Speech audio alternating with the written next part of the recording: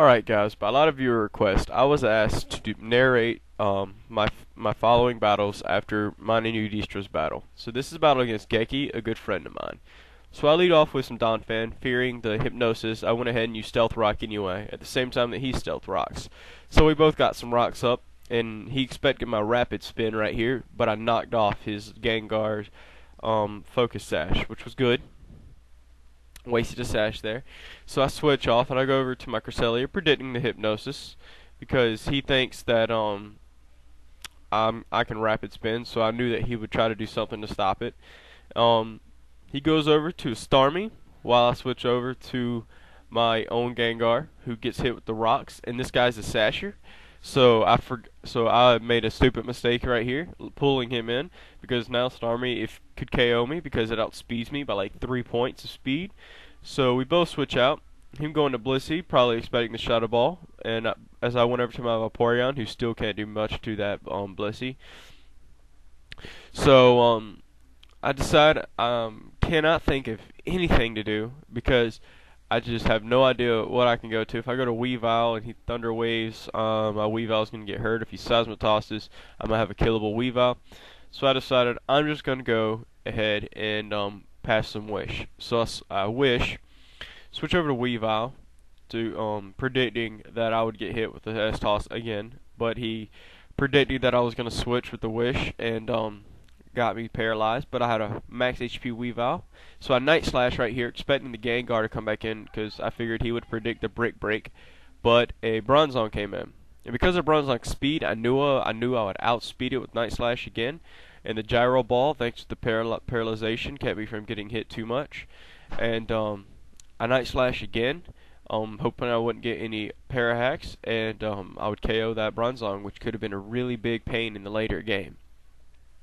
And he brings in this Togekiss, and I hate those things. And I knew that if this was a Scarf Kiss, I was done. The game was done. There's no way I could stop it.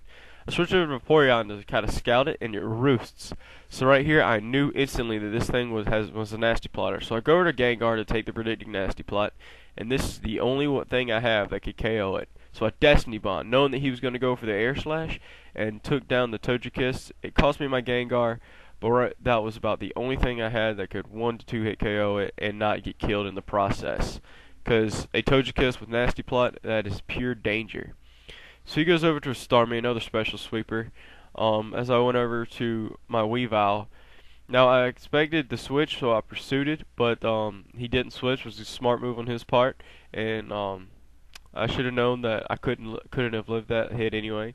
So I go over to my Mence. Thank you, Magnitude, for giving me this mence. This is a mence made specifically by Magnitude, so I do not take any credit in the things you're about to see. So I start off with some DD. And right here, I Dragon Claw, thinking if he stays in for another T-Bolt, I'm going to KO. If he switches, I'm going to get some damage in. So he switches and goes over to his own Blissey, which I thought was strange. And the rocks hit it, and then the Dragon Claw hits it.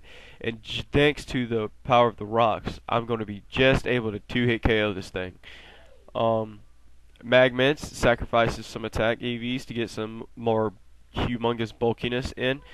But hey, that's the point of the Dragon Dance, to get my attack back up. So right here goes over to Gengar, and I believe I roost up, seeing if he outsped me or not. And he Destiny Bonds. So right here I Dragon Dance so that I won't get KO'd by the Destiny Bond. And he goes for a Will-O-Wisp. And right here I was thinking to myself, wow, that couldn't have been more perfect, because the Dragon Claw was still KO thanks to the +2, even with the burn. So I took down the Gengar, and I wasn't sure what other Pokemon he had, so I was pretty sure I could take this sweep pretty goodly.